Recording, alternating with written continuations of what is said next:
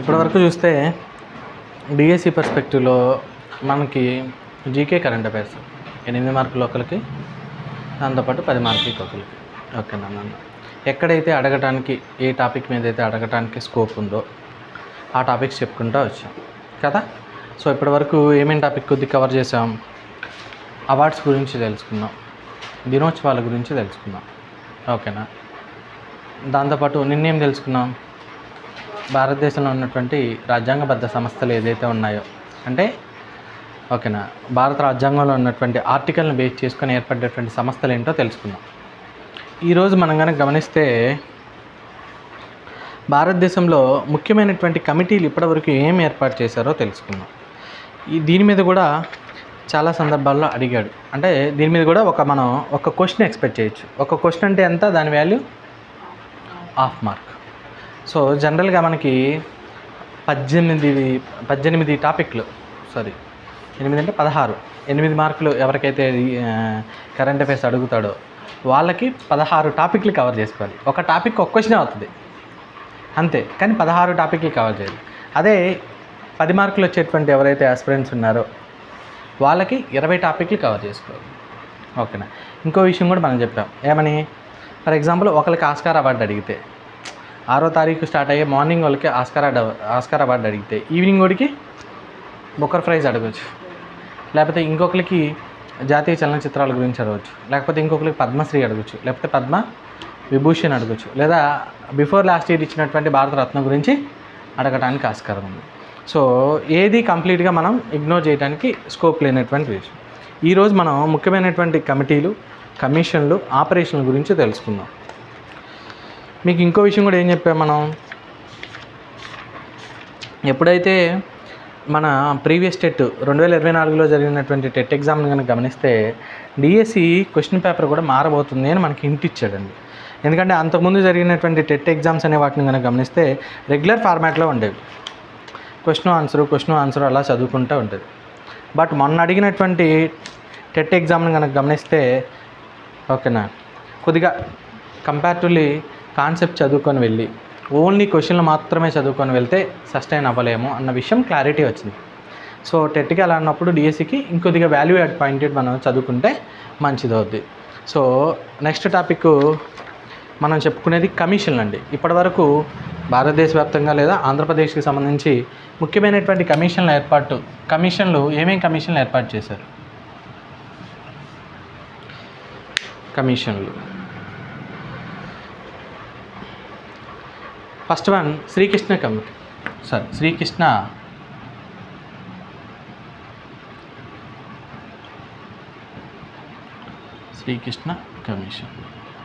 ఓకేనా, దీనికి అధ్యక్షుడు ఉంటాడండి. ఈ కమిటీలు ఎలా ఉంటాయంటే ఒకళ్ళు సభ్యులుగా, లేదా 2 సభ్యులుగా, లేదా 3 సభ్యులుగా, లేదా 4 లేదా 5, ఇలా ఎంతమంది అయినా సభ్యులు దాంట్లో ఉండొచ్చు. ఓకేనా, అయితే ఆ కమిషన్ ఇచ్చి మన క్వశ్చన్ ఎలా అడుగుతాడంటే, ఫర్ ఎగ్జాంపుల్ శ్రీకృష్ణ కమిటీ ఉంది, శ్రీకృష్ణ కమిటీ లేదా కమిషన్. దీనికి అధ్యక్షుడు ఎవరు లేదా చైర్మన్ ఎవరు? ఆయన పేరే ఉంది కాబట్టి మనం ఈజీగా ఐడెంటిఫై చేస్తాం. అయితే ఈ కమిటీని ఎందుకు ఏర్పాటు చేశారు అంటే, ముంబైలో జరిగినటువంటి అల్లర్లు ఏదైతే ఉన్నాయో వాటిని పరిశీలించడం కోసం ఏర్పాటు చేశారు. సో క్వశ్చన్ కనుక మనకు కొద్దిగా ట్రిక్కీగా అడగదలుచుకున్నప్పుడు ఎలా అడుగుతాడంటే, ముంబైలో జరిగినటువంటి అల్లర్లను పరిశీలించడం కోసం ఏర్పాటు చేసిన కమిటీ పేరేమిటి? ఓకేనా, సో ఇలా మీకు ఇంత మించి డెప్త్కి వెళ్ళడు. అంటే మీకు డైరెక్ట్ గ్రూప్ 2నో లేకపోతే గ్రూప్ 1 స్థాయి ఎగ్జామ్ అయితే పెట్టడు. ఎందుకంటే మీకు లిమిటెడ్ బౌండరీ ఉంది. జీటీకైనా ఎస్ఏకైనా అల్టిమేట్గా ఏంటి, జరగబోయే 80 మార్కుల ఎగ్జామ్ ఏదైతే ఉందో దాంట్లో 60 మార్కులు కంప్లీట్గా మీకున్నటువంటి సిలబస్ ఓకేనా, మీకున్న టెక్స్ట్ బుక్ నుంచే ఇవ్వాలి, అవుట్ ఆఫ్ ది బాక్స్ ఇవ్వడు. ఈ కరెంట్ అఫైర్స్ పర్స్పెక్టివ్లో ఇచ్చిన ఎక్కువ స్కోప్ ఇవ్వడానికి లేదు. ఓకేనా, సో శ్రీకృష్ణ కమిషన్ అండి. ఓకేనా, దీని అధ్యక్షుడు ఎవరు? జస్టిస్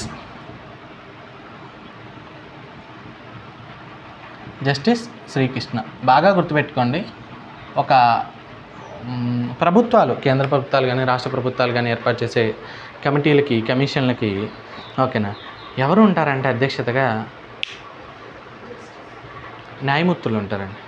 అది ప్రస్తుతం వాళ్ళు రన్నింగ్లో ఉన్న వాళ్ళు అవ్వచ్చు, లేదా రిటైర్డ్ అయిన వాళ్ళైనా అవ్వచ్చు. లేకపోతే ఐఏఎస్ఎల్ ఆఫీసర్తో, అంటే చీఫ్ సెక్రటరీలు ఎవరైతే ఉన్నారో వాళ్ళ స్థాయిలతో వేయిస్తారు. ఓకేనా. రాష్ట్ర ప్రభుత్వాలు ఏం చేస్తాయంటే జస్టిస్తో వేయిస్తాయి, అంటే న్యాయమూర్తులతో వేయిస్తాయి, లేదా మంత్రుల కమిటీలు వేస్తారు. ఇప్పుడు అమరావతి అభివృద్ధిగా మళ్ళీ మంత్రుల కమిటీ అని, ఎస్సీ కమిషన్ మళ్ళీ మంత్రుల కమిటీ అని, ఈ స్టేట్ గవర్నమెంట్లో మంత్రుల కమిటీలు వేస్తాయి. సెంట్రల్ గవర్నమెంట్ ఏం చేస్తే న్యాయమూర్తులతోనూ దాంతోపాటు రిటైర్డ్ ఐఏఎస్ ఆఫీసర్లు, లేకపోతే హై లెవెల్లో ఉన్నటువంటి చీఫ్ సెక్రటరీ లేదా అంతకుమించి జాయింట్ సెక్రటరీ, ఓకేనా, ఈ అత్యున్నతమైనటువంటి అధికారులు ఎవరైతే ఉన్నారో వాళ్ళతో కమిటీలు అనేది వేయించడం జరుగుతుంది. మరి ఈ కమిటీ ఎందుకు ఏర్పాటు చేశారని చెప్తున్నాం? ముంబై అల్లర్లను పరిశీలించడం కోసం. ముంబైలో జరిగినటువంటి అల్లర్లను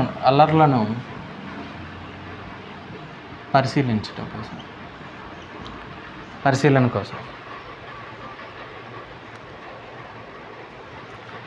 అయితే ఈ కమిటీ మీద ఉన్నటువంటి ఒక ఏమంటారు, మిగతా వాళ్ళు ఏం కామెంట్ చేశారంటే ఇది ముస్లిమ్స్కి అనుకూలంగా ఇచ్చారని కామెంట్ చేశారండి. ముస్లిమ్స్ ఎవరైతే ఉన్నారో వాళ్ళకి అనుకూలంగా ఇచ్చారని మిగతా పార్టీ వాళ్ళు, ఓకేనా, దీన్ని శ్రీకృష్ణ కమిషన్ నివేదిక ఏదైతే ఉందో దాన్ని వ్యతిరేకించడం జరిగింది. Next one, mandal commission.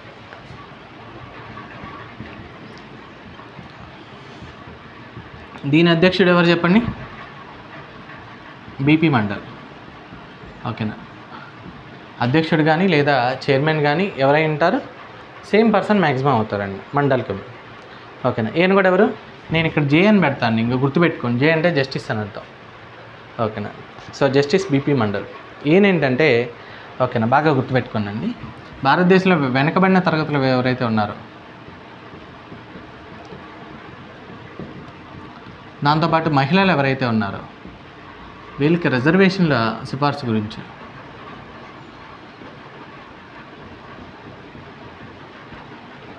Okay,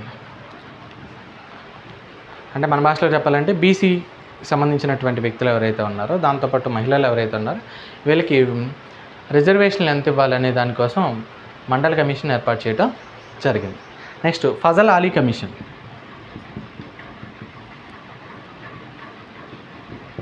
నేను ఇలా సొక్కబెట్టానంటే దాని అర్థం ఇంకా కా అంటే కమిషన్ అని అర్థం. ప్రతిదీ నేను రాసుకుంటా మినిమైజ్ చేసుకుంటూ వెళ్తా, ఎందుకంటే 2-3 సార్లు మనకి కా అంటే కమిషన్ అని వచ్చేసింది కాబట్టి. నెక్స్ట్, ఇది కూడా ఎవరు మరి? దీని అధ్యక్షుడు ఎవరండి? జస్టిస్ ఫజల్ అలీ. మరి ఇదెందుకు ఏర్పాటు చేశారంటే, భాషా ప్రయుక్త రాష్ట్రాలు ఏదైతే ఉన్నాయో వాటిని పునర్వ్యవస్థీకరణ కొరకు, అంటే భాషా ప్రయుక్త రాష్ట్రాల పునర్వ్యవస్థీకరణ కోసం.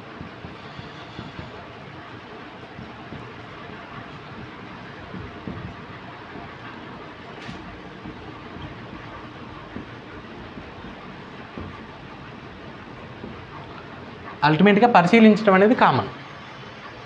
ఓకేనా. నెక్స్ట్ వన్ ఏంటంటే కొఠారి కమిషన్.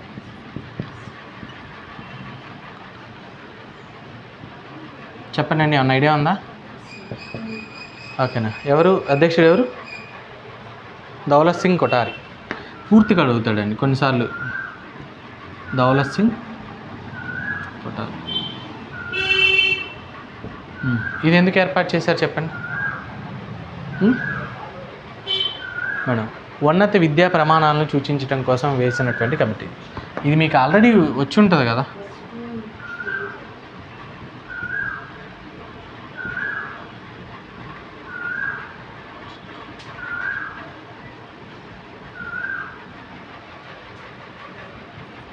రేపు మనం తెలుసుకోవాలి ఎట్టా దీని గురించి, కొఠారి కమిషన్. నెక్స్ట్ అండి, Sarkaria commission.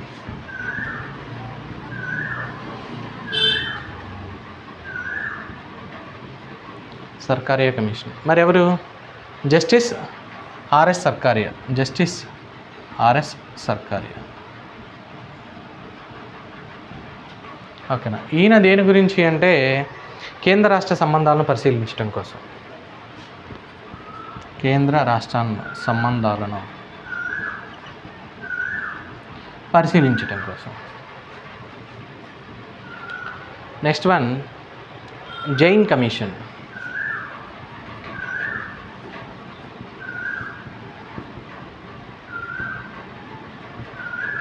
Jain commission. Jain commission అధ్యక్షుడు ఎవరంటే జైన్. మరి ఇదెందుకోసం అంటే అండి, రాజీవ్ గాంధీ హత్యకు దారితీసినటువంటి పరిస్థితుల గురించి, రాజీవ్ గాంధీ హత్య గురించి.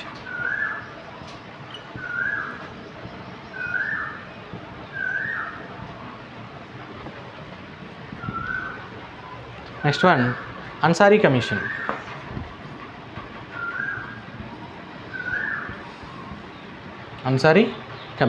అన్సారీ కమిషన్ ఎవరో ఆటోమేటిక్గా అన్సారీ.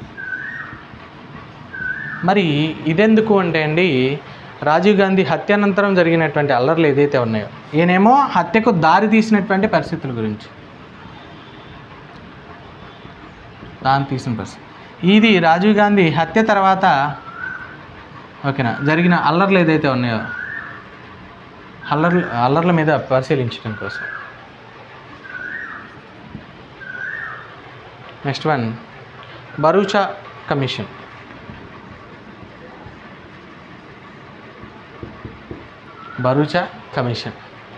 ఇది ఎవరు? భరూచా. ఇక్కడ అన్ని చోట్లకి జస్టిస్ అనే పదం రావట్లేదు, అబ్జర్వ్ చేయండి. ఓకేనా. సో ఆంధ్ర రాష్ట్రంలో నక్సలైట్ల అణిచివేతపై ఓకేనా నియమించారండి. ఏపీలో నక్సలైట్లు ఎవరైతే ఉన్నారో నక్సలైట్లు అణిచివేయటం కోసం.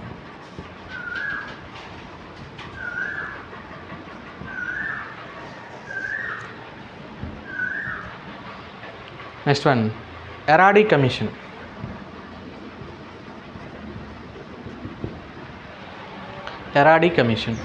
ఎరాడీ కమిషన్ ఆటోమేటిక్గా దాని అధ్యక్షుడు ఎవరు? ఎరాడీ. మరి ఈ ఎరాడీ కమిషన్ ఏ ఉద్దేశంతో ఏర్పాటు చేశారంటే అండి, రావి బియాస్ నదీ జలాలు ఏదైతే ఉన్నాయో దాని పంపిణీకి సంబంధించి ఏర్పడ్డాయి. రావి బియాస్ నదీ జలాల పంపకం. బాగా గుర్తుపెట్టుకోండి, సింధు నదీ జలాల ఒప్పందం గురించి మనకు అడగటానికి ఆస్కారం ఉండొచ్చండి. పహల్గామ్ దాడి తర్వాత ఓకేనా భారత ప్రభుత్వం పాకిస్తాన్కి వెళ్ళేటువంటి సింధు నది ఏదైతే ఉందో దానికి సంబంధించినటువంటి నీటిని ఆపివేయటం జరిగింది. ఓకేనా. సో దాని మీద నేనైతే క్వశ్చన్ ఎక్స్పెక్ట్ చేస్తున్నా.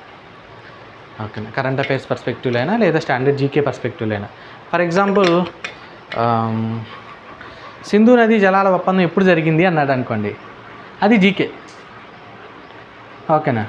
సింధు నదీ జలాల ఒప్పందాన్ని భారతదేశం ఎప్పుడు రద్దు చేసింది అన్నాడు అనుకో, 2025 ఆఫ్టర్ ఏప్రిల్, అంటే ఏప్రిల్ ఎప్పుడైతే 22-23లో కట్టడం జరిగిందో అప్పుడు.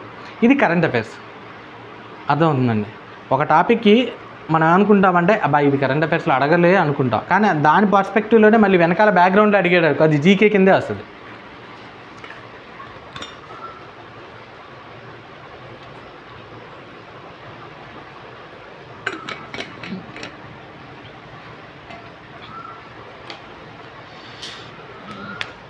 Next Phukan commission.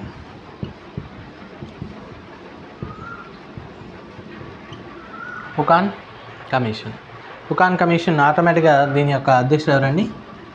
పుకాన్. సో దీనికి సంబంధించినటువంటి అంటే ఎందుకు ఏర్పాటు చేశారంటే తెహల్కా ఉదంతంపై విచారణ చేయడం కోసం ఏర్పాటు చేశారు. తెహల్కా ఉదంతం.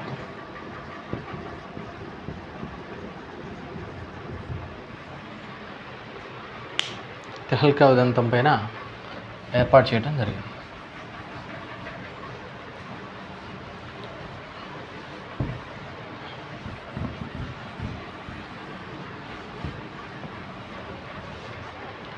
ఓకేనా.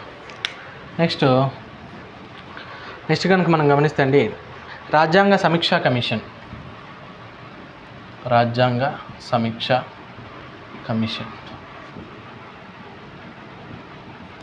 మీకు ఒక ఇంట్రెస్టింగ్ ఫ్యాక్ట్ ఏంటంటే అండి, భారత రాజ్యాంగాన్ని రాసినటువంటి భారత రాజ్యాంగ నిర్మాతలు ఎవరైతే ఉన్నారో బిఎన్ రావు, బెనగల్ నరసింహారావు.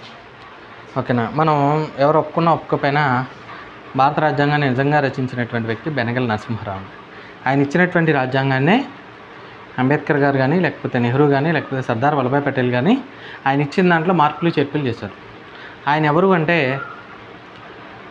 అప్పటికే అంతర్జాతీయంగా గుర్తింపు పొందినటువంటి ఒక న్యాయమూర్తి బిఎన్ రావు. ఓకేనా. ఆయన మన భారతదేశానికి ఎలాంటి రాజ్యాంగం ఉండాలని ఒక నమూనాని ఇచ్చాడు. ఆ నమూనాను ఏం చేసామంటే దాన్ని వెనక్కి ముందు మనకు కావాల్సిన పాయింట్లు యాడ్ చేసుకుంటూ వచ్చు. అందుకే మీకు డ్రాఫ్ట్ కమిటీ అనే పేరుతో ఉంటుంది. భారత రాజ్యాంగ పరిషత్కి సలహాదారుడు ఎవరంటే బిఎన్ రావు. ఓకేనండి, ఈ మాట నేను చెప్పింది కాదు, డాక్టర్ బిఆర్ అంబేద్కర్ గారు రాజ్యాంగ సభ సమావేశాలు జరుగుతున్నప్పుడు ఓకేనా ఈ భారత రాజ్యాంగాన్ని రాసినటువంటి ఘనత పూర్తిగా బెనగల్ నరసింహారావు గారికి చెందుతుంది, నాకు కాదు. ఎందుకంటే ఆయన ఇచ్చినటువంటి రాజ్యాంగాన్ని మనం మార్పులు చేర్పులుగా చేశామని చెప్తారు. కాకపోతే ఏంటంటే ఇప్పుడున్న రాజకీయ ప్రయోజనాల దృష్ట్యా ఎస్సీ ఓట్లు కావాలి కాబట్టి ఓకేనా పార్టీలు వాటిని ప్రాపగండా చేసుకునే విధానం. మొన్న కూడా మీకు ఏం చెప్పానన్నా, ఆ రోజు నువ్వు ఇవ్వనుకో, నిన్నే కదా నువ్వు వచ్చింది. మొన్న మీకు చెప్పాను కదా భారతరత్న అవార్డుల గురించి. ఎప్పుడు చచ్చిపోయాడు మనిషి, అవార్డు ఎప్పుడు ఇచ్చాడు, దానికి ఇవ్వడానికి కారణం ఓకేనా అంబేద్కర్ గారికి అవార్డు ఇవ్వడానికి ప్రధానమైన కారణం ఆంధ్రప్రదేశ్లో జరిగినటువంటి కారంచేడు ఘటన ఏదైతే ఉందో అదే. లేకపోతే నాకు తెలిసి ఎప్పటికి ఇచ్చేవాళ్ళు కాదు. ఓకేనా. సో రాజకీయ కారణాలన్నీ ఉంటాయి.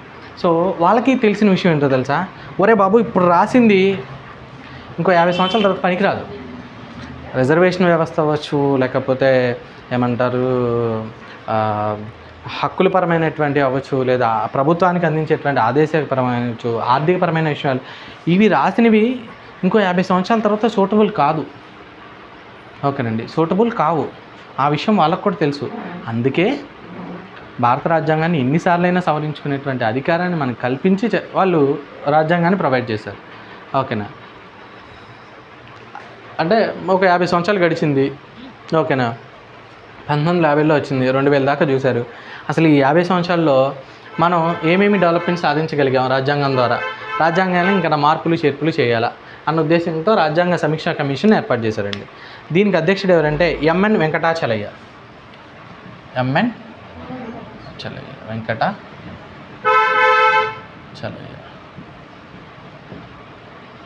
ఇది చాలా ఇంపార్టెంట్. పాలిటీలో group 1, group 2, SI, constable, civils prepare అయ్యే వాళ్ళకి చాలా ఇంపార్టెంట్ టాపిక్ అండి. మనం చెప్పాం కదా, ఎందుకు భారత రాజ్యాంగాన్ని సమీక్షించడం కోసం.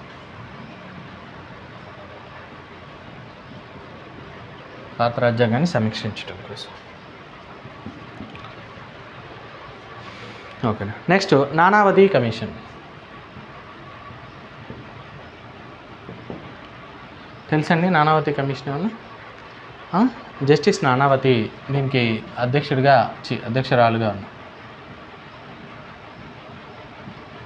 ఎందుకు నానావతి కమిషన్ ఏర్పాటు చేశారంటే అండి, గుజరాత్ అల్లర్లపైన విచారణ జరపడం కోసం.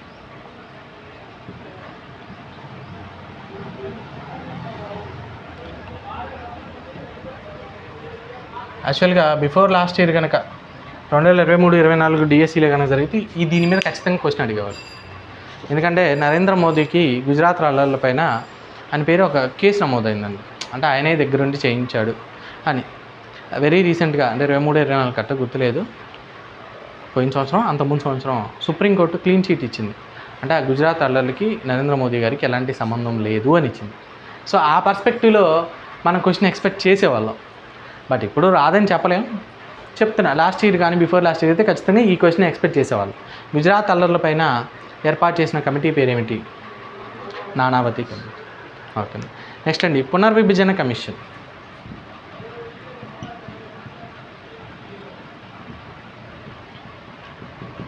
పునర్విభజన కమిషన్ ఇది justice Kuldeep Singh.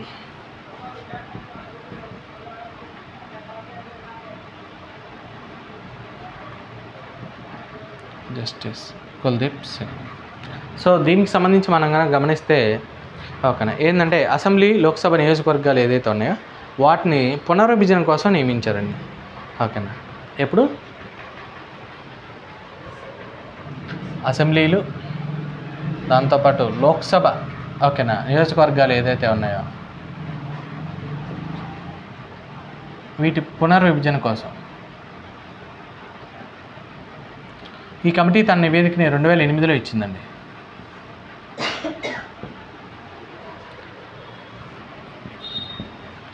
Next one వచ్చేసి Ramachandra Raju commission.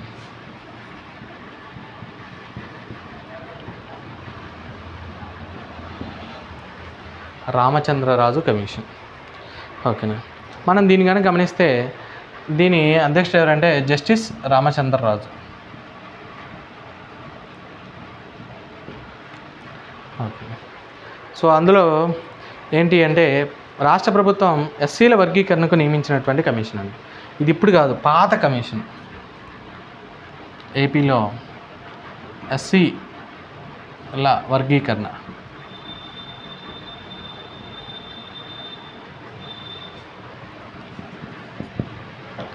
Next one TRS Subrahmanya committee. TRS Subrahmanyam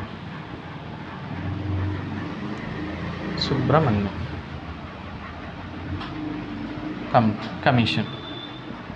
మరి దీని చైర్మన్ కూడా సేమ్ ఆయన. ఓకేనా. మరి ఎందుకు ఇది? ఓకేనా, నూతన విద్యా విధానం కోసం కేంద్ర ప్రభుత్వం ఏర్పాటు చేస్తున్నారు.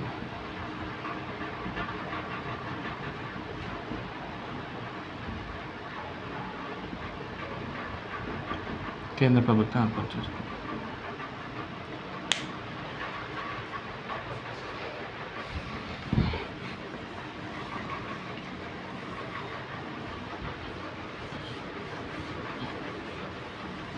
ఇంకా ఉంటాయి, ఇంకొక 5-6 ఉంటాయి. అవి లేటెస్ట్గా మనం మళ్ళీ ఒకసారి కరెంట్ అఫైర్స్ పర్స్పెక్టివ్లో మళ్ళీ ఒకసారి చెక్ చేసుకొని చెప్పుకుందాం. ఓకేనా. వీటి మీద మనం ఒకటి ఎక్స్పెక్ట్ చేయొచ్చండి.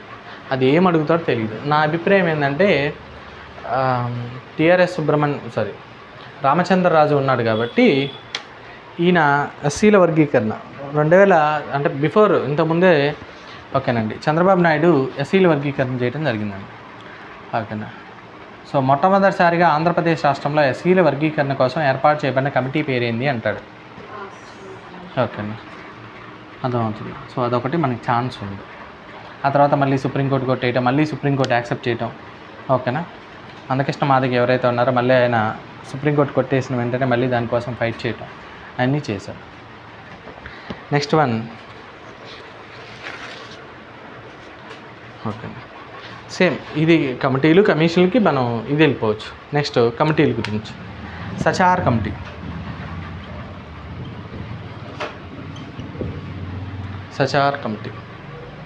ఓకేనా. సచార్ ఇక్కడ మరి ఎవరున్నారు అంటే చైర్మన్గా జస్టిస్ రాజేంద్ర సచార్. ఏ అంశం మీద పరిశీలించడం కోసం? దేశంలో ముస్లింల యొక్క ఆర్థిక, సామాజిక, విద్యా, ఉపాధి స్థాయిలపైన అధ్యయనం కోసం. దేశంలో ఉన్నటువంటి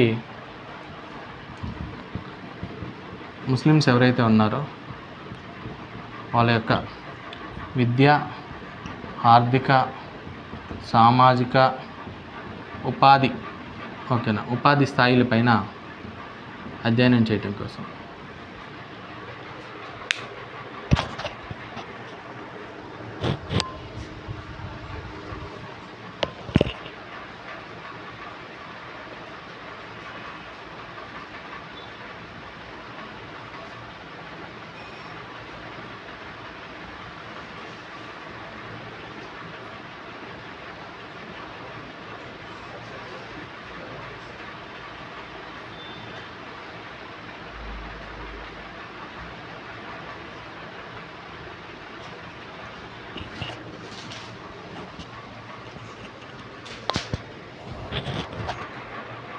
నెక్స్ట్ వన్ అండి Saeed Hamid committee.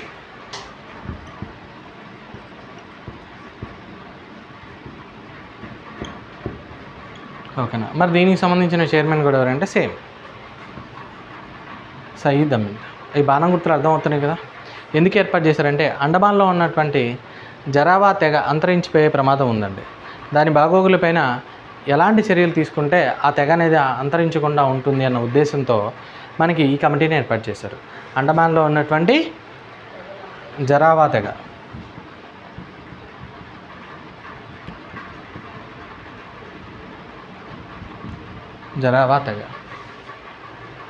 Okay. Next Varadarajan committee.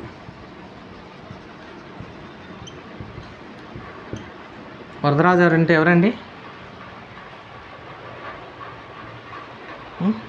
ఏమైనా ఐడియా ఉందా మేడం?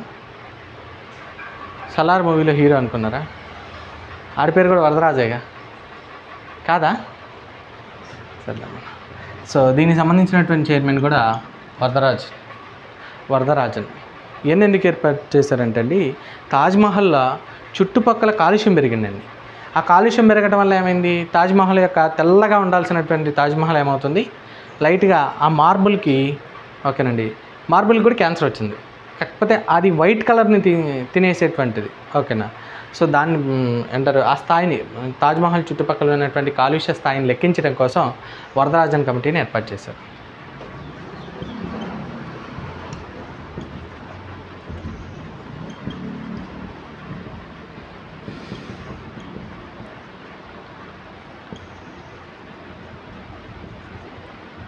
కాలుష్య స్థాయి.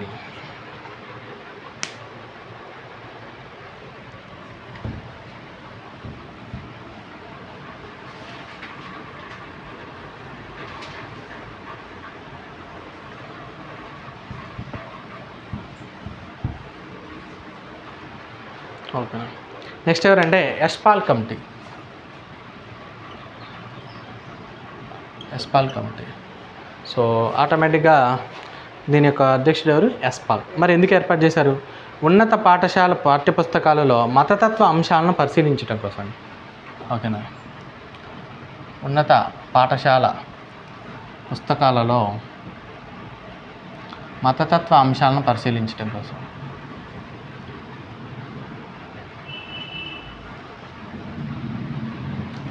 దాంతోపాటు 1 2 1 2 3 4 5.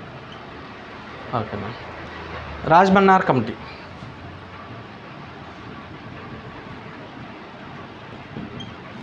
రాజ్మన్నార్ కమిటీ. రాజ్మన్నార్ కమిటీ, ఓకేనండి, ఈయన ఎవరంటే జస్టిస్ రాజ్మన్నార్. ఓకేనా, ఈ కమిటీ యొక్క అధ్యక్షుడు జస్టిస్ రాజ్మన్నార్. దీన్ని ఎందుకు ఏర్పాటు చేశారంటే కేంద్ర రాష్ట్ర సంబంధాల కోసం. కేంద్ర రాష్ట్ర సంబంధాల పైన ఎవరు ఏర్పాటు చేశారంటే తమిళనాడు రాష్ట్రాన్ని. తమిళనాడు రాష్ట్రం. Next KS Raj committee.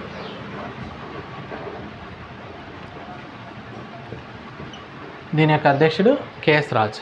మరి దీని ఎందుకు ఏర్పాటు చేశారంటే అండి వ్యవసాయ ఆదాయంపై పన్ను సూచించిన కమిటీ అండి. వ్యవసాయం ఎవరైతే చేస్తున్నారో వాళ్ళపైన కూడా పన్ను విధించండి.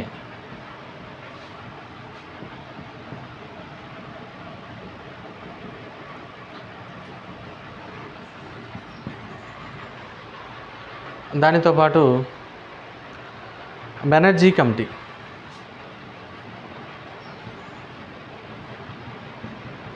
దీని యొక్క అధ్యక్షుడు ఎవరంటే, ఓకేనా, జస్టిస్ ఉమేష్ చంద్ర బెనర్జీ. పూర్తిగా రాసుకోండి, జస్టిస్ ఉమేష్ చంద్ర బెనర్జీ. మరి ఈ జస్టిస్ ఉమేష్ చంద్ర బెనర్జీ కమిటీని ఎందుకు ఏర్పాటు చేశారంటే అండి గోద్రా రైలు దుర్ఘటన పైన పరిశీలించడం కోసం. గోద్రా రైలు దుర్ఘటన పరిశీలించడం కోసం. Next one Dinesh Goswami Subrahmanyam committee.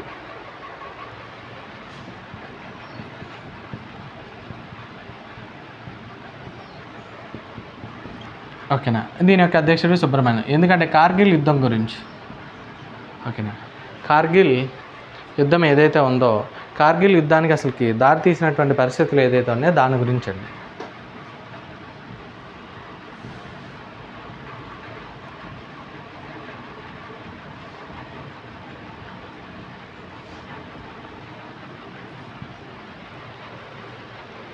దానితో పాటు ఓకేనా దినేష్ గోస్వామి కమిటీ.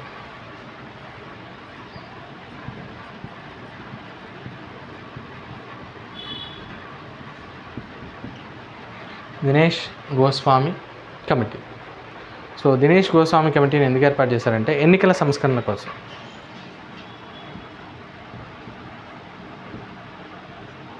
ఎన్నికల సంస్కరణల కోసం.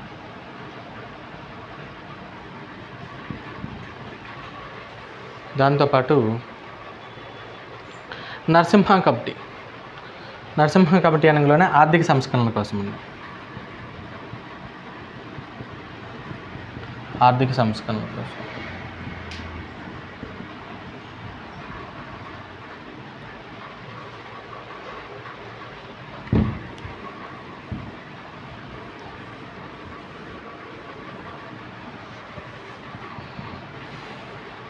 నెక్స్ట్ వన్ వచ్చేసి ఎంపీ ల్యాండ్స్ కమిటీ.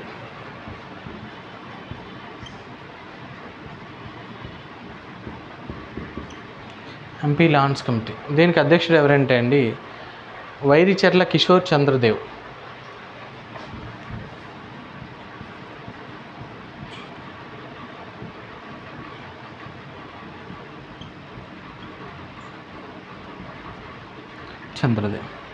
మరి ఇది ఎంపీ ల్యాండ్స్ కమిటీని ఎందుకు ఏర్పాటు చేశారంటే పేర్లోనే ఉందండి, ఎంపీ ల్యాండ్స్ పైన అవకతవకలు విచారణ కోసం.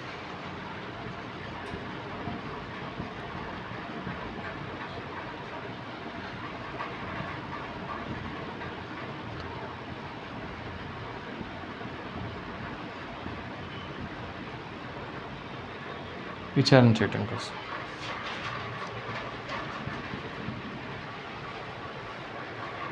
Next one Mukherjee committee.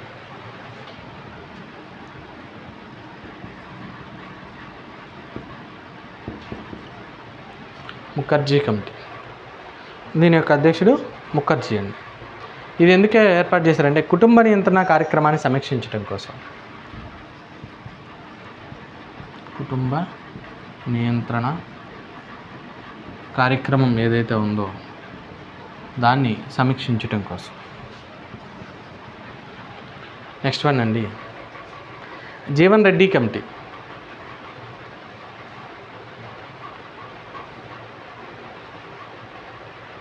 Jeevan Reddy committee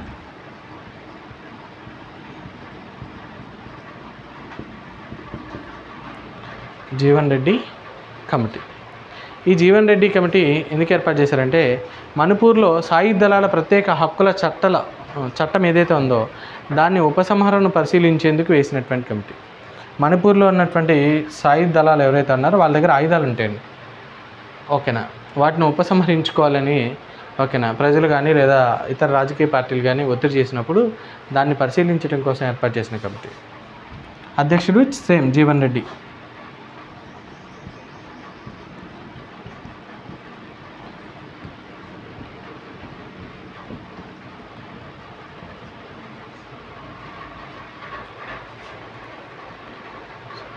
okay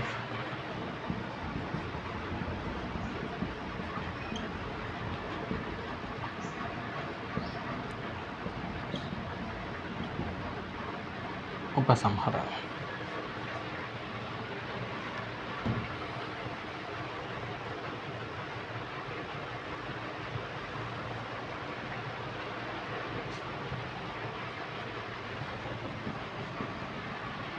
next one వచ్చేసి జస్టిస్ మల్హోత్రా కమిటీ.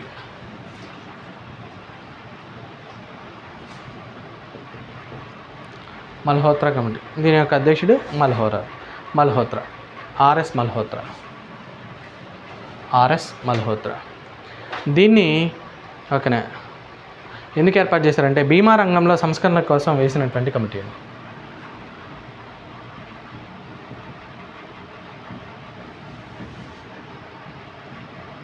బీమా రంగంలో సంస్కరణ తీసుకురావడం. Next committee Lyngdoh committee.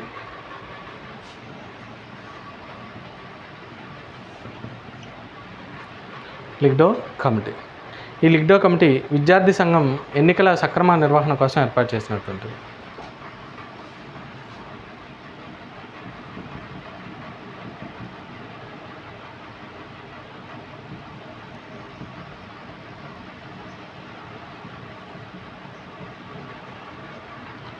ఈయన జస్టిస్ అండి. దాంతోపాటు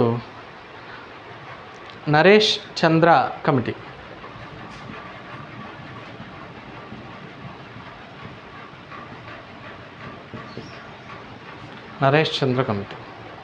ఈ నరేష్ చంద్ర కమిటీ ఎందుకంటే విమానయాన రంగం ఏదైతే ఉందో దాన్ని ప్రైవేటీకరణ పరిశీలించేందుకు వేసినటువంటి కమిషన్, ఓకేనా. దాంతోపాటు రాయండి కొద్దిగా ఇన్ఫర్మేషను, ఓకేనా. ఎందుకంటే మీరు అబ్జర్వ్ చేస్తున్నారో లేదో బీమా రంగంలో ఇప్పుడు ఏమైంది,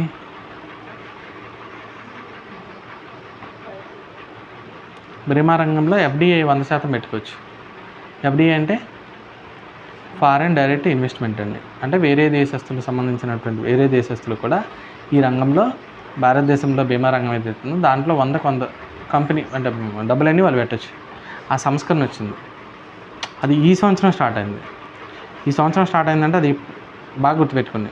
మన వాళ్ళు ఏం చేస్తారంటే ఓ 10 సంవత్సరాల క్రితం సలహా అయితే దాన్ని ఇప్పుడు ఫాలో అవుతారు. కేంద్ర రాష్ట్ర ప్రభుత్వాలు ఎప్పుడు అంతే అండి. ఓ 10 సంవత్సరాల క్రితం సలహా ఇచ్చుంటే అవి ఇప్పుడు ఫాలో అవుతాయి. ఓకేనా. సో దాని మీద మనం ఎక్స్పెక్ట్ చేయొచ్చు. బీమా రంగం మల్హోత్రా, ఆర్ఎస్ మల్హోత్రా. ఇంకోటి ఏంటంటే నరేష్ చంద్ర కమిటీ. ఇదేం చెప్తుంది? విమానయాన రంగాన్ని ప్రైవేటీకరించడం కోసం వేసినటువంటి కమిటీ. అది ఆల్రెడీ జరిగిందిగా. ఒకప్పుడు ఎయిర్ ఇండియా కేంద్ర ప్రభుత్వ ఆధీనంలో ఉండేది. బట్ ఇప్పుడు ఎయిర్ ఇండియా ఎవరి ఆధీనంలో ఉంది? కరెంట్ అఫైర్స్ అసలు ఫాలో అవ్వరే మీరు? ప్రైవేటీకరణ అయింది. టాటా ఎయిర్వేస్ వాడు తీసుకున్నాడు, అంటే టాటా కంపెనీ వాడు తీసుకున్నాడండి. ఓకేనా. దాంతోపాటు ఇంకోటి ఏంటంటే ఇదే నరేష్ చంద్ర కమిటీకి సంబంధించి 49%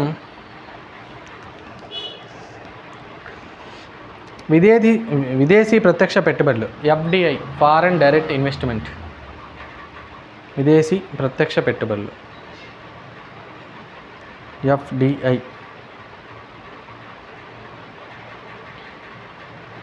విమానయాన సంస్థల్లో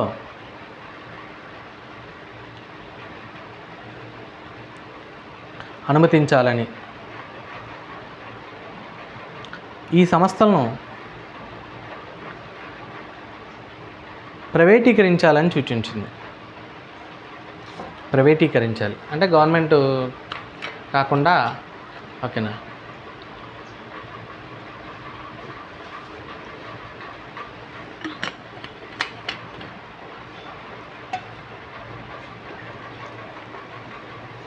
ఓకేనా.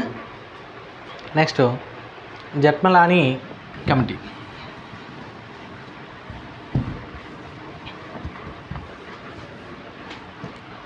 జెట్మలానీ కమిటీ. ఇంకోటి మనం ఏదైతే నోట్స్ ఇస్తా అన్నానో కవర్ చేసిన టాపిక్స్ మళ్ళీ రాయండి. నేను మీకు కవర్ చేసిన టాపిక్లు మళ్ళీ రాస్తే నాకు టైం వేస్ట్ కదా. ఓకేనా. జెట్మలానీ కమిటీ. ఈ జెట్మలానీ కమిటీకి సంబంధించి ఎవరు అంటే చైర్మన్ పేరు జెట్మలానీ. ఎందుకు ఏర్పాటు చేశారు? జమ్మూ కాశ్మీర్లో శాంతి నెలకొల్పడం కోసం అవసరమైనటువంటి చర్యలు తీసుకోవడం కోసం. ఇది మనం ఎక్స్పెక్ట్ చేయొచ్చండి. జమ్మూ కాశ్మీర్లో శాంతి నెలకొల్పడం కోసం ఎలాంటి చర్యలు తీసుకుంటే అక్కడ ఓకేనా ఈ ఉగ్రవాదాలు ఎలాంటివి లేకుండా ఉంటాయి అనే దానికోసం ఏర్పాటు చేసిన committee. KG Shah committee.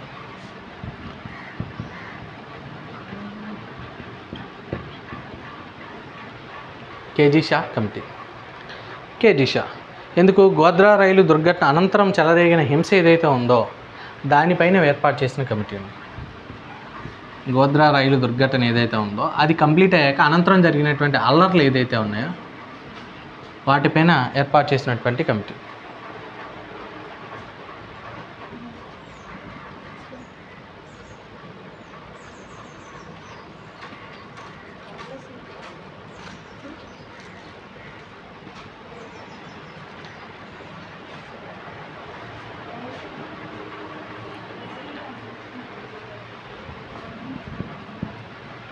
Next one అండి అశోక్ చందా కమిటీ. అశోక్ చందా కమిటీ. దీని అధ్యక్షుడు అశోక్ చందా. మరి ఎందుకు ఏర్పాటు చేశారు అంటే ఆకాశవాణి, దూరదర్శన్లు ఏదైతే ఉన్నాయో వాటికి స్వయం ప్రతిపత్తి కల్పించడం కోసం ఏర్పాటు చేశారండి. ఆకాశవాణి, దూరదర్శన్ ఛానళ్ళు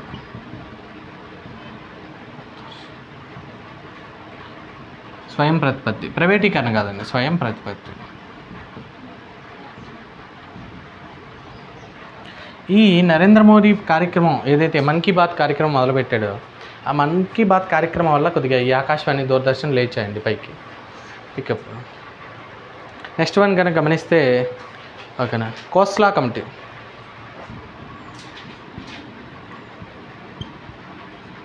కోస్లా కమిటీ ఓకేనా. దీని అధ్యక్షుడు కోస్లానే. ఏంటి మరి ఎందుకు ఏర్పాటు చేశారు? నాగార్జున సాగర్ ప్రాజెక్ట్ నిర్మాణం గురించి అండి. నాగార్జున సాగర్ ప్రాజెక్ట్ నిర్మాణం గురించి.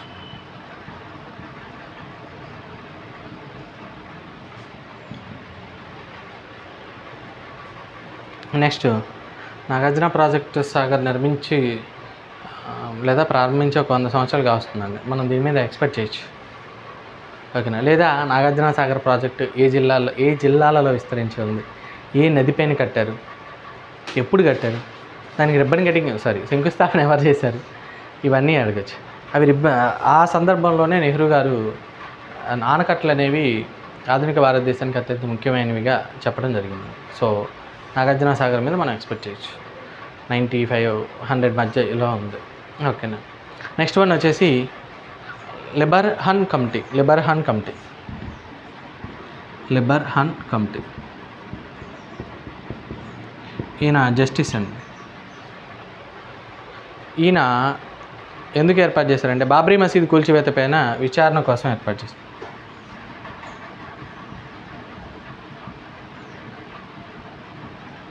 మీకు విషయం చెప్పనా, ఇవన్నీ మనం విన్నవే, కానీ ఇవి తెలియదు మనకి. ఓకేనా. అందుకని ఇంపార్టెంట్ అన్నది.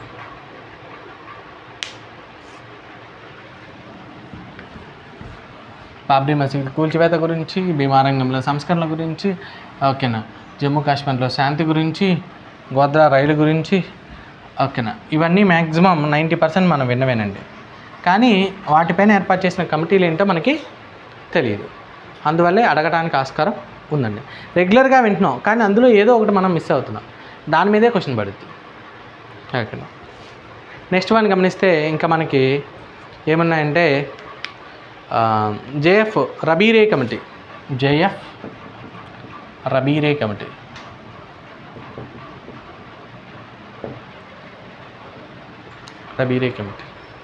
ఏంటిది? ఎవరైనా అధ్యక్షుడు ఎవరు? జస్టిస్ రబీరే. ఎందుకు ఏర్పాటు చేశారు? పోలీస్ వ్యవస్థలో సంస్కరణల కోసం.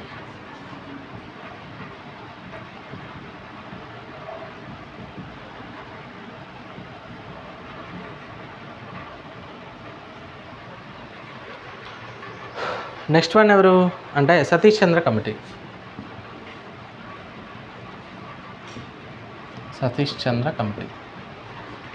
ఓకేనా. సతీష్ చంద్ర కమిటీకి సంబంధించి మనం కనుక గమనిస్తే, ఓకేనా, అధ్యక్షుడు ఈయనే. ఎందుకు ఏర్పాటు చేశారు? యూపీఎస్సీ పరీక్షా పద్ధతిని సమీక్షించడం కోసం ఏర్పాటు చేశారు. యూపీఎస్సీ పరీక్షా పద్ధతిని.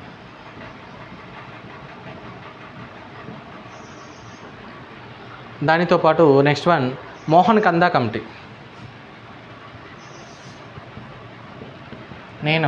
ఎవరైనంటే అండి మోహన్ కందా కమిటీ.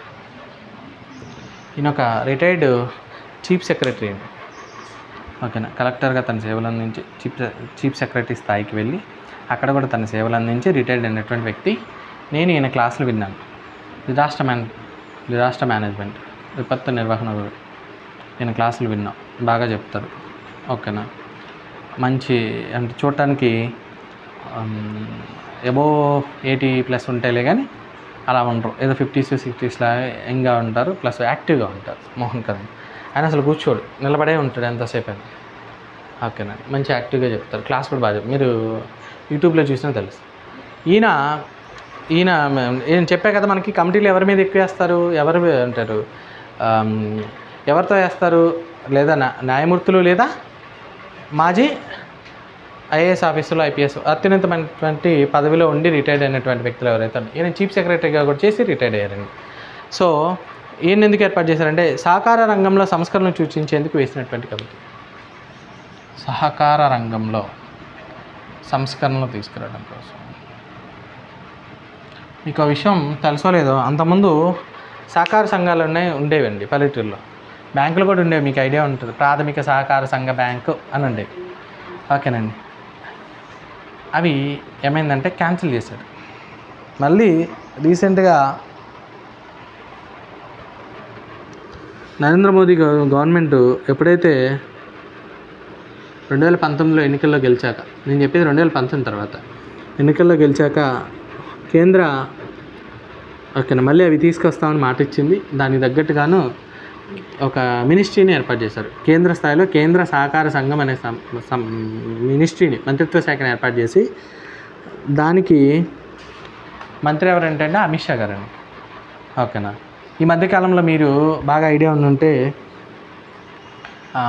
మన ఊరికి సంబంధించిన సచివాలయంలో ఉన్నటువంటి పంచాయతీ సెక్రటరీలు కానీ లేదా వార్డు వీళ్ళు ఉన్నారు కదా, డిజిటల్ అసిస్టెంట్లు కానీ, వాళ్ళు ఫోన్ చేసి అంటే మీరు అంతకుముందు సొసైటీలో మెంబర్షిప్ ఉంది కదా, ఆ మెంబర్షిప్ని మళ్ళీ ఒకసారి ఏమంటారు అప్డేట్ చేస్తున్నాం, సో మీ ఆధార్ కార్డ్కి లింక్ అయిన మొబైల్ నెంబర్ ఏదైతే ఉందో దానికి ఓటీపీ వస్తుంది చెప్పండి అని చాలామంది కాల్ చేస్తారు. అంటే మీకు మీ నాన్నకి అని తెలుసుంటే, ఎందుకంటే మా నాన్నకి దాంట్లో మెంబర్షిప్ ఉంటే నాకు ఫోన్ వచ్చింది కాబట్టి నాకు అంత బాగా గుర్తుందండి. వాటిని స్ట్రెంథెన్ చేసే ప్రయత్నం చేస్తున్నారండి. మీకు ఇక్కడ బాగా గుర్తుపెట్టుకోవాల్సినటువంటి విషయం ఏంటంటే సుమారు ఒక గ్రామానికి ఒక 30-40 లక్షల రూపాయల డబ్బులు శాంక్షన్ అవుతాయి వీటికి.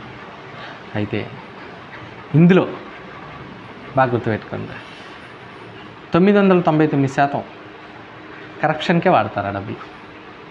అంటే నిజమైనటువంటి అవసరం ఉన్న వ్యక్తికి ఇవ్వరవి. అందుకే ఈయన ఈ కమిటీ అసలు తీసేయమని మాకు చెప్పాడు. నాకు గుర్తున్నంత వరకు ఈయన మా క్లాస్లో కూడా చెప్పాడు. ఓకే, సహకార సంఘాలు ఏదైతే ఉన్నాయో వాటి వల్ల ప్రభుత్వం డబ్బులు అనేవి దుర్వినియోగం అవుతున్నాయి. ఓకేనా, అవి అందాల్సినటువంటి వ్యక్తులకి అందట్లేదు కాబట్టి తీసేసినా పెద్ద ప్రాబ్లం ఏం లేదు అని చెప్పారు నాకు గుర్తున్నంత వరకు. ఆయన మా క్లాస్లో కూడా చెప్పాడు కాబట్టి నాకు ఇంత బాగా గుర్తుంది. అన్ని డిపార్ట్మెంట్ల కన్నా అత్యంత కరప్టెడ్ డిపార్ట్మెంట్ ఏదంటే కోఆపరేటివ్ సొసైటీస్. ఓకేనండి, జనరల్గా రెవెన్యూ డిపార్ట్మెంట్ అనుకుంటాం, ఎందుకంటే మనకు కనపడేది రెవెన్యూ డిపార్ట్మెంట్, కానీ ఎక్కువ కరప్షన్ జరిగేది కోఆపరేటివ్ సొసైటీస్లో. So next one, Balwant Rai Mehta committee.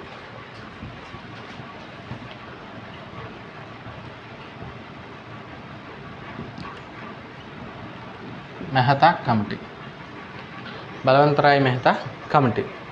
దీన్ని మనం కనుక గమనిస్తే అండి, 3 అంచెల పంచాయతీరాజ్ వ్యవస్థను, ఓకేనా, 3 అంచెల పంచాయతీరాజ్ వ్యవస్థ ఏదైతే ఉందో దానిపైన ఏర్పాటు చేయడం జరిగింది సూచించటం కోసం. ఓకేనా, వ్యవస్థను. నెక్స్ట్ వన్ అండి, అశోక్ మెహతా కమిటీ. ఇదండి అశోక్ మెహతా కమిటీ. ఇదేంటంటే అది 3 అంచెలు కదా, ఇది 2 అంచెల పంచాయతీరాజ్ వ్యవస్థ గురించి. ఇక్కడ మనం కన్ఫ్యూజ్ అవ్వడానికి ఛాన్సెస్ ఉంది. అశోక్ ఏమో 2, బలవంత్ రాయ్ 3, లేకపోతే ఇంకో పదం గుర్తుపెట్టుకోండి, అశోక్ మెహతా ఎన్ని పదాలు ఉన్నాయి? 2 పదాలు ఉన్నాయి. బలవంత్ రాయ్ మెహతా ఎన్ని పదాలు ఉన్నాయి? 3 పదాలు ఉన్నాయి. సో 3 పదాలు ఉన్నాయి కాబట్టి 3 అంచెలు, 2 పదాలు ఉన్నాయి కాబట్టి 2 అంచెలు. నెక్స్ట్ వన్ అండి, రాకేష్ మోహన్ కమిటీ.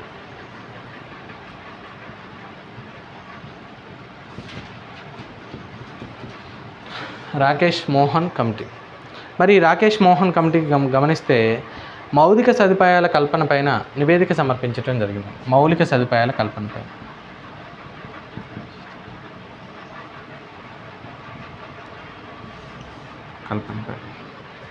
దాంతోపాటు లక్డావాలా కమిటీ.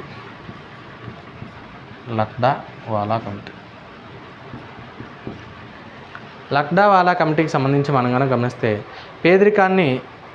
పేదవారిని గుర్తించడానికి ప్రతిపాదనలు ఏం ప్రతిపాదనలు తీసుకోవాలి అంటే పేదవాళ్ళని ఎవరిని మనం ఐడెంటిఫై చేయాలి, ఓకేనా, ఏ అంశాలను తీసుకొని వాళ్ళని పేదవాళ్ళగా డిసైడ్ చేయాలనే దాన్ని పరిశీలించడం కోసం ఏర్పాటు చేసినాం. పేదవారిని గుర్తించడానికి, ఓకేనా, ఏ అంశాలు తీసుకోవాలి, ఏ అంశాలు ప్రాతిపాదికన తీసుకోవాలి అనే వాటిని నిర్ణయించడం కోసం దీన్ని ఏర్పాటు చేయడం జరిగింది.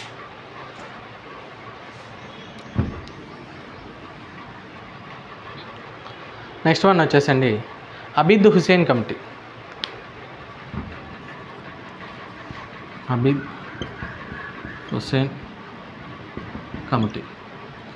హుసేన్ కమిటీ. సో అబీద్ హుసేన్ ఎందుకు ఏర్పాటు చేశారంటే చిన్న తరహా పరిశ్రమల స్థితిగతులను పరిశీలించడం కోసం ఏర్పాటు చేశారు.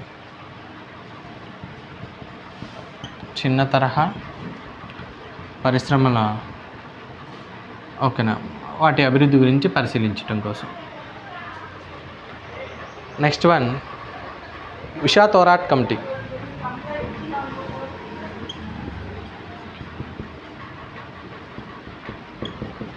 ఉషా తొరాట్ కమిటీ. మరి ఎందుకు అంటే బ్యాంకింగేతర ఆర్థిక సంస్థలు ఎన్బిఎఫ్సి ఏదైతే ఉన్నాయో వాటిలో అంటే ఆ రంగంలో నియంత్రణకు సంబంధించిన అంశాలపైన అధ్యయనం కోసం ఎన్బిఎఫ్సి అండి.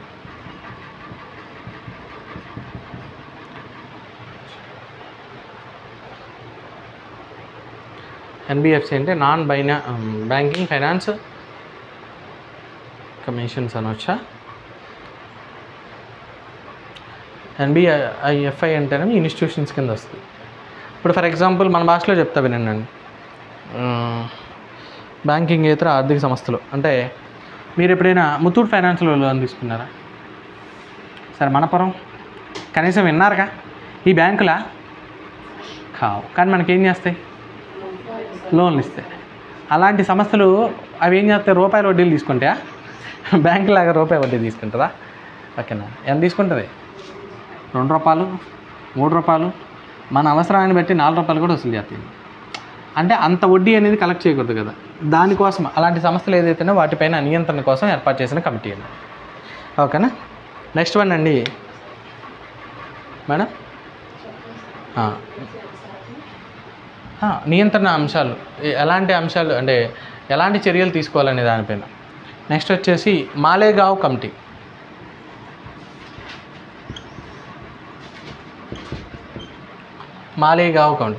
మాలేగావ్ కమిటీ అధ్యక్షుడు ఎవరంటే వైహెచ్ మాలేగావ్. మరి ఎందుకు ఏర్పాటు చేశారంటే సూక్ష్మ రుణ సంస్థలు, మైక్రో ఫైనాన్స్ సంస్థలు ఏదైతే ఉన్నాయో వాటికి సంబంధించిన అంశాలపైన అధ్యయనం చేయడం కోసం.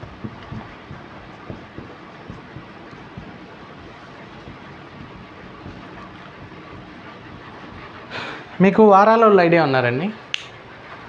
ఓకేనా? ఇచ్చేటప్పుడు ఏం చేస్తారంటే 1000 రూపాయలు కావాలనుకోండి 800 ఇస్తారు. వారానికి 100 కట్టించుకుంటారు. అట్లా ఎంత కట్టించుకుంటారు? 1200 కట్టించుకుంటారు. మీరు ఎప్పుడు అబ్జర్వ్ చేయలేదా? మీ అమ్మలకి ఐడియా ఉన్నట్టుందండి. వారాలని 1000 రూపాయలు, 2000 చిన్న చిన్న అమౌంట్ తీసుకుంటారు. తీసుకొని వీక్లీ సోమవారం, ఆదివారం, బుధవారం, గురువారం వస్తారు. వాళ్ళు 100 కట్టించుకుంటారు. ఓకేనా? నాకు గుర్తున్నంతవరకు అయితే 1000 రూపాయల అమౌంట్ అడిగితే 800 ఇచ్చి 1000 రూపాయలు కట్టించుకునే వాళ్ళ. ఓకే సరే, నాకు కరెక్ట్గా గుర్తులేదు. ఒక 200. ఓకేనండి. 3 నెలలకి 1000 రూపాయలకి 200 అంటే ఎంత వడ్డీ పడ్డట్టు? మామూలుగా జనరల్ 1000 రూపాయలు తీసుకున్నాం అండి మనం. 1000 రూపాయలు తీసుకుంటే ఓకేనా 100కి 2 రూపాయలు అంటే జనరల్గా సాధారణంగా ఉండే వడ్డీ 2 రూపాయలు కాబట్టి 2 రూపాయల కింద లెక్కేసుకుంటే 100కి 2 రూపాయలు అయితే 1000 రూపాయలకి ఎంత? 20 రూపాయలు. ఓకేనండి. 3 నెలలు అనుకుందాం. 3 నెలలు 12 కాబట్టి 3 నెలలు అనుకుందాం. అప్పుడు ఎంత వడ్డీ? 60 రూపాయలు కట్టాలి. కానీ మనం ఎంత కడుతున్నాం? 200 కడుతున్నాం అదనంగా. వారానికి 100 రూపాయలు అంటే 3 నెలలు కట్టించుకుంటాడు, 1200 కట్టించుకుంటున్నాడు. అంటే వడ్డీ ఎంత పడుతుంది? ఆల్మోస్ట్ 60 అంటే దగ్గర మనం 2 టైమ్స్ అదనంగా కడుతున్నాం. మనం కట్టాల్సిన దానికన్నా ఇంకా అదనంగా 2 ఇంతలు కడుతున్నాం. మళ్ళీ పైన ఇంకొక 20 రూపాయలు అదనంగానే ఉంది. ఓకేనా? సో అలాంటి వాటి గురించి అసలు ఏం చేస్తున్నాయి, వాటి గురించి అధ్యయనం చేయడం కోసం ఏర్పాటు చేసిన committee. Next YV Reddy committee. YV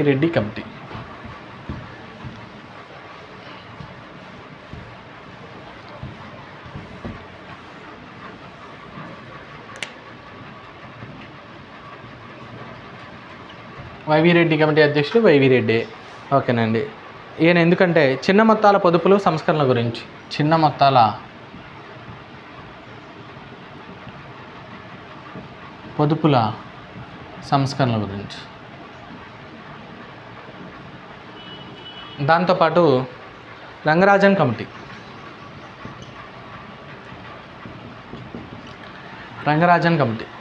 దీన్ని ఎందుకు ఏర్పాటు చేశారంటే ఒక్క నిమిషం, దీనికి సంబంధించినటువంటి అధ్యక్షుడు ఎవరంటే డాక్టర్ సి రంగరాజన్. ఎందుకు ఏర్పాటు చేశారంటే జాతీయ భద్రతా బిల్లు పైన జాతీయ సలహా మండలి, జాతీయ భద్రతా బిల్లుపై జాతీయ సలహా మండలి.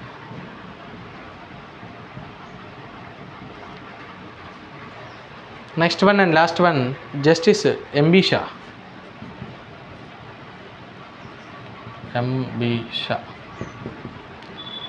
Doctor MB Shah. ఇది నల్లధనం వెలికితీతకు సంబంధించిందండి.